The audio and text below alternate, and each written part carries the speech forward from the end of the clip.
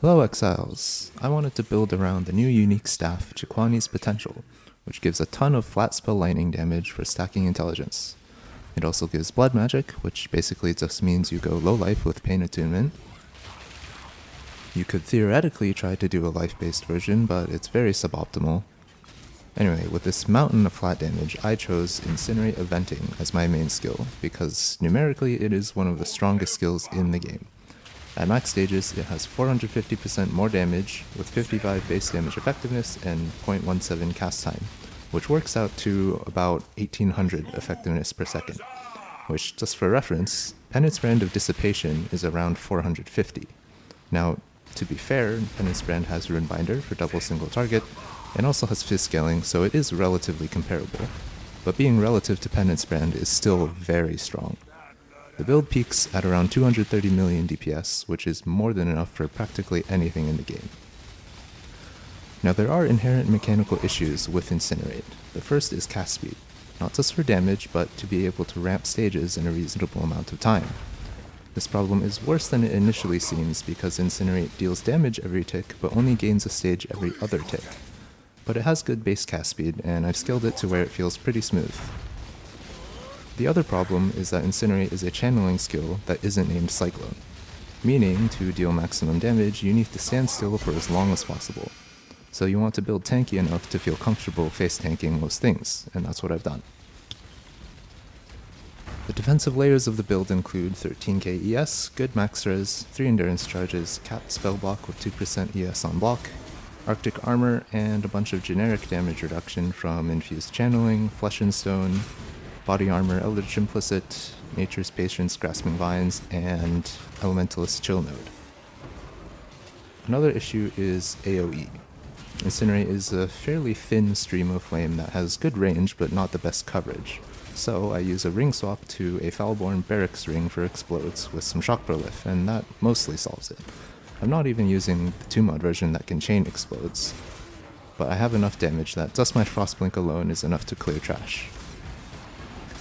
Overall, the build is very strong, and I've tested it against all kinds of content. It's farmed Ubers, Titanic Blight, 100% Delirious T17s, Deep Delve, all pretty comfortably. I'd estimate the current cost at 300 to 400 divines, including the Mage Blood.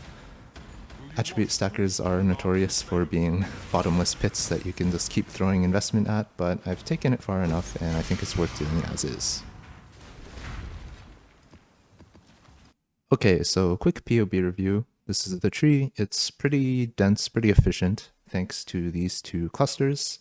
12 passive spell damage, 35 effect, 8 int, 3 cast speed, and the last prefix can be damage or it can be ES. Both are pretty good.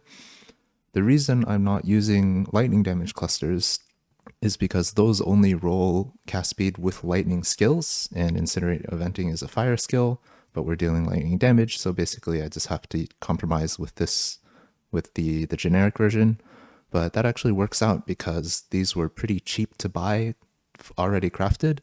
I think I got both of them for like maybe 5 divines each, which is, as far as a best in slot 12 passive cluster goes, is a very good deal.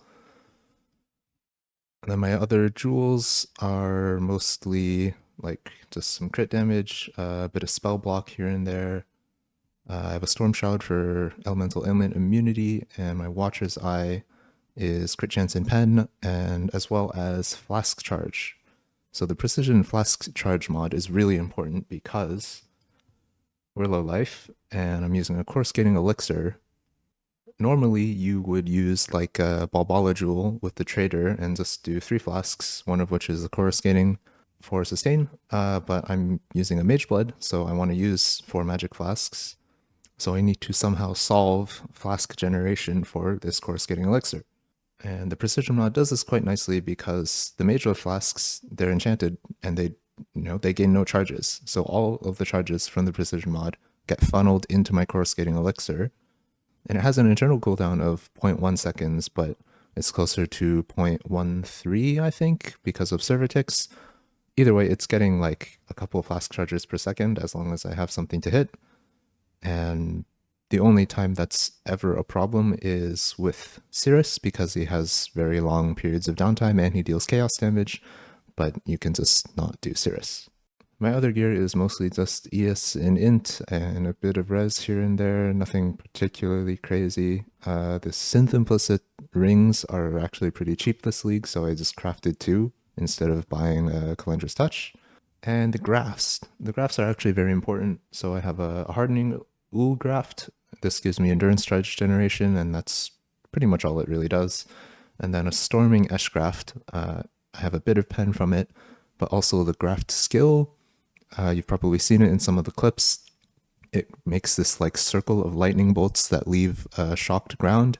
And if you stand on the shocked ground, you get a bit of flatlining damage, but more importantly, it makes your damage with hits lucky.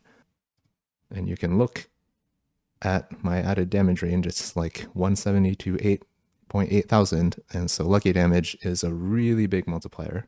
Right, so Ascendancy, I'm an Elementalist because it's kind of crazy how good of an Ascendancy Elementalist is. I'm taking the Golem node as well as Ignite and Chill nodes for defensiveness.